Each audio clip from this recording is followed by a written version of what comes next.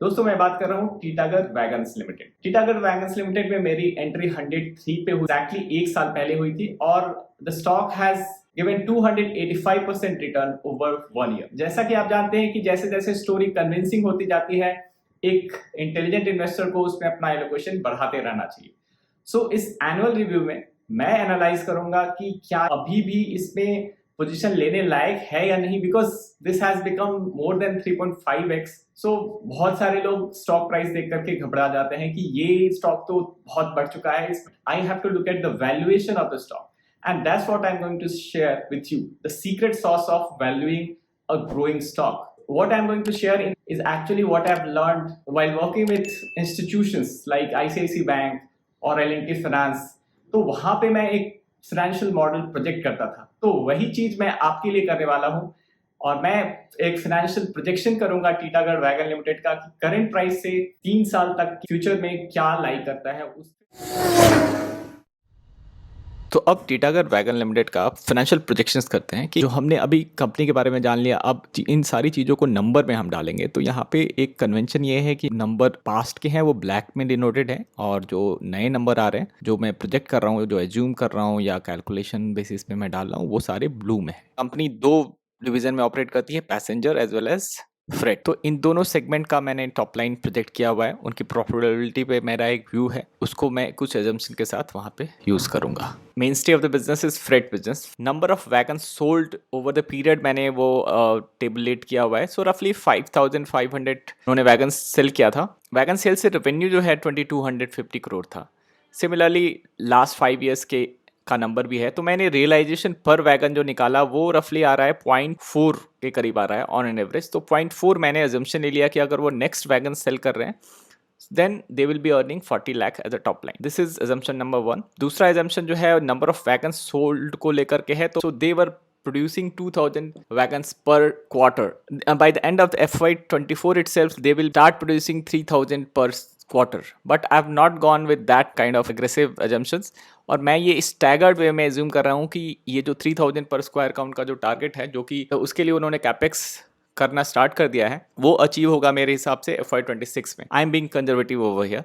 सो 8000 से लेके 10,000 and then 12,000, that is my staggered output of number of wagons produced.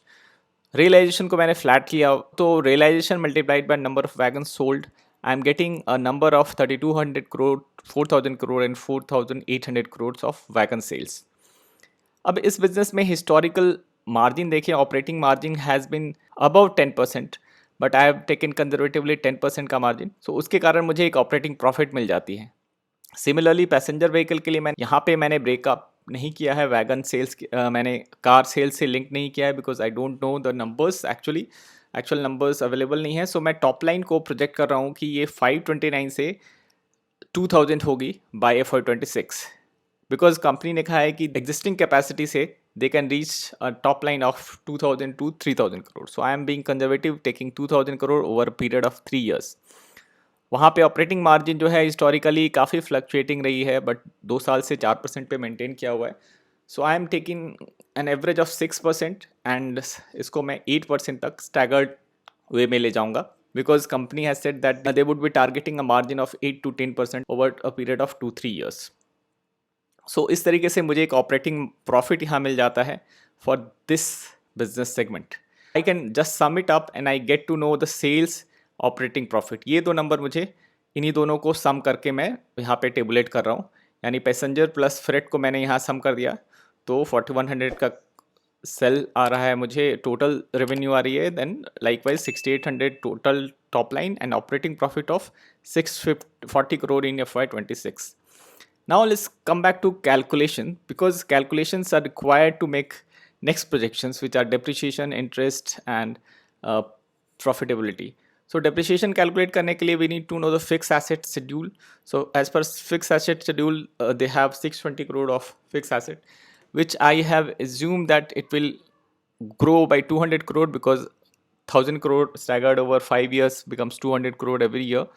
So likewise मैंने depreciation को as a percentage वहाँ निकाला है जो 3% है ऑन एन एवरेज, सो 3% का एजम्पशन लेकर के मुझे डेप्रिशिएशन मिल जाता है जो रफली 30 to 37 करोड़ है। अब मुझे इंटरेस्ट कैलकुलेशन करना है, तो उसके लिए मैं डेट का नंबर मैंने देखा तो 250 करोड़ का है। नाउ आई एम एज्यूमिंग जो 200 करोड़ का कैपेक्स वो एवरी ईयर करेंगे, उस पर से 50% वो डेट से करते हैं, यानी 100 करोड़ वो हर एक साल ऐड करते हैं। And I am not assuming any repayment. So उनका लॉन्ग टर्म डेट जो है वो 50 से बढ़ के 150, 250 एंड 350 हो जाएगा। शॉर्ट टर्म डेट जो है वो वर्किंग कैपिटल डेट है, which would grow in the sync of top line growth. So top line growth मैंने जो कैलकुलेट किया है, एजम्पशन लिया है, वो 48% का है for FY24 and 32% for FY25 and likewise 26% for FY26. So likewise मैंने short term debt को भी उसी तरीके से expand किया है। Now one interesting thing with this company is that advances from customer, which is also called as contract liability in balance sheet of this company, that has grown from 337 to 566 and it is a interest bearing advance जो basically Indian Railway उन्हें देती है 9% interest pay करो, but I am giving you upfront money to use it for fulfilling the order which in turn goes back to Indian Railway। को भी मैंने top line की growth से एज्यूम किया है कि इट विल ग्रो, वो नंबर भी ग्रो कर रहा है। तो ओवरऑल इंटरेस्ट बियरिंग का डेट जो है वो 2200 करोड़ के करीब आ जाता है। तो इंटरेस्ट मेरा FY26 में 10% के हिसाब से 222 करोड़ का आएगा। अब ये सारी चीज़ों को मैंने यहाँ पे डाला है, तो मुझे एक जो प्रॉफिटेबिलिटी आ रही, PBT आ रहा है, वो FY24 में 220 करोड़, देन 294 करोड़ एंड 381 करोड़। उस पर मैं 30% का टैक्स एज्यूम कर रहा हूँ, तो मुझे 150, 200 एंड 260 का की प्रॉफिटेबिलिटी होने की उम्मीद है इन नेक्स्ट 3 ईयर्स। अब इसका वैल्यूएशन करें तो current market cap it 4500 crore, current PE is 34। अगर मैं एग्जिट PE 30 का एज्यूम करता हूँ कंजर्वेटिवली बेसिस पे, तो exit market cap would be 8,000 crore. So upside potential is roughly 80%.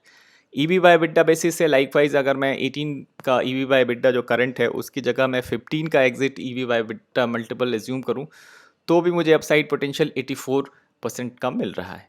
सो रफली 80%, 90% का ग्रोथ मुझे नेक्स्ट 3 ईयर्स में दिख रहा है। मैं स्टॉक प्राइस की बात कर रहा हूँ। सो अभी जो स्टॉक प्राइस है 400 रुपीज़ का स्टॉक है, वो रफली it can go up to 300 more, so 700 to 800 के रेंज में ये स्टॉक जा सकता है just by the merit of the existing setup. अगर कंपनी नए ऑर्डर विन करती है, जो कि एक्सपेक्टेड है बिकॉज कंपनी के पास सारी टेक्नोलॉजी है और एक बड़ा ऑर्डर रेलवे का आने वाला है, so you have to watch out for that news. अगर वहाँ पे भी इन्हें ऑर्डर मिलता है then definitely this stock will be re-rated beyond my calculations, but as is basis पे I am getting a kind of 80% valuation upside. So at the price of 375, these are my assumptions.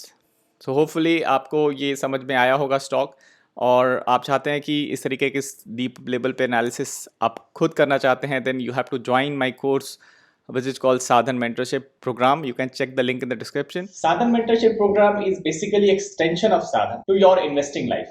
मैंने investing journey जब start की तो then I started reading bibles of investing like Warren Buffett की biographies, intelligent investor, one up on Wall Street, Peter Lynch, Phil Fisher, इनकी सारी book मैंने पढ़ डाली। जब मैंने उस बुक की लर्निंग को अप्लाई किया एंड आई फाउंड सक्सेस।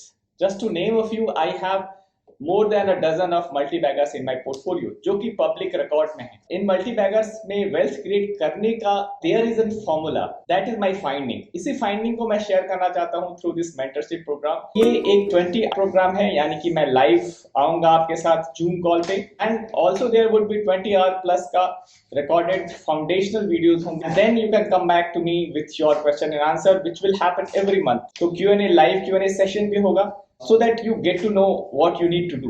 और उसके लिए I will be sharing my tools with you like Analysis Excel, जो कि आप screener.in पे ready template use कर सकते हैं and you can save time। ये सब करने का पर्पस बस एक ही है, that you develop your own investment framework, because I have worked very hard to get to my investment framework। So the whole game is to understand investing as an art and as a science, because investing is both। So इस arts और science को combine करेंगे in this Sadhan Mentorship Program।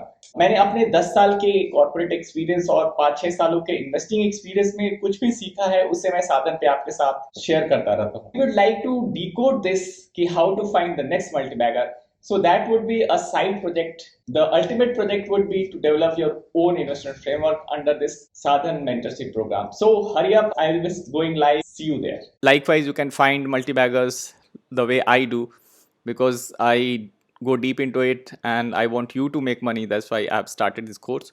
So make sure you take full benefit of it. At the same time, you can check out my multibagger playlist, which will help you find out good multibagger return in future. Thanks for watching.